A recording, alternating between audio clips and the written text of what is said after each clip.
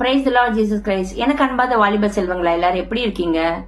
நீங்க ஒரு விஷயத்துக்காக காத்திருந்து ஆண்டவர் சித்தத்தின்படி அந்த காரியத்துக்காக நீங்க ஜெபிக்கிறீங்க, அது நடக்கலைங்கச்சே. நான் சொல்றது உங்க படிப்பு காரியம், வேலை காரியம், ஆவிக்குரிய விஷயங்களை வளர்றது, உங்க எதிர்காலம், அப்படிப்பட்ட விஷயங்களுக்கு தேவையில்லாத பைபிள்ல சொல்லாத காரியத்துக்கு நான் சொல்லல, திருப்பியும் சொல்றேன். நீங்க ஜெபித்து கொண்டு இருக்கச்சு அந்த காரியத்துக்கு தடையா என்ன இருக்குன்னு பாருங்க. அப்ப அந்த காரியம் நடக்கணும்னா என்ன செய்யணும்னு பாருங்க. என்னோட கூட சங்கீதம் 50:14-15, Psalm chapter 15, 14 and 15.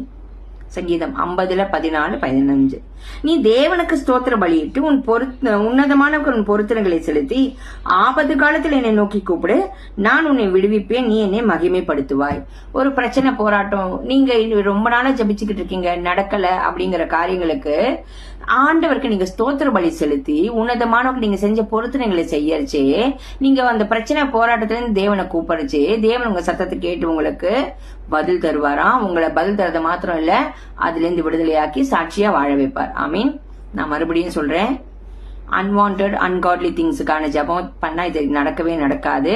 தேவ சித்தத்தின்படி உங்களுக்கு தேவன் வைத்திருக்கிற அந்த படிப்பு காரியம், வேலை விஷயங்கள், உங்க ஆவிக்குரிய விஷயங்கள், எதிர்காலங்கள், குடும்ப காரியங்கள், இதுக்காக தான் நான் திருப்பியும் சொல்றேன். சரியா? சோ அப்படிப்பட்ட விஷயங்கள் நீங்க ஜபித்து ஸ்தோத்திர பலி செலுத்தி உன்னதமானவருக்கு நீங்க ஏதாவது பொருத்தனை செஞ்சிருப்பீங்க. நான் வேதம் வாசிக்கிறேன்ப்பா, நான் ஆலயத்துக்கு ஒழுங்கா வரேன்ப்பா, இந்த விஷயங்கள் இனி என் பாவத்தை இது இப்படி செய்ய மாட்டேன்ப்பா, பொருத்தனை பண்ணிருப்பீங்க. அது செலுத்தி பாருங்களேன். இல்ல ஏதாவது காணிக்க செலுத்துறதா இருக்கலாம், அதை செலுத்தி பாருங்களேன். அப்ப நீங்க அந்த பிரச்சனை போராட்டத்துல ஆபத்து காலத்துல நீங்க தேவனை நோக்கி கூப்பிடுச்சு, அவர் உங்களை விடுதலையாக்குவார். நீங்க என்ன பண்ணுவீங்க?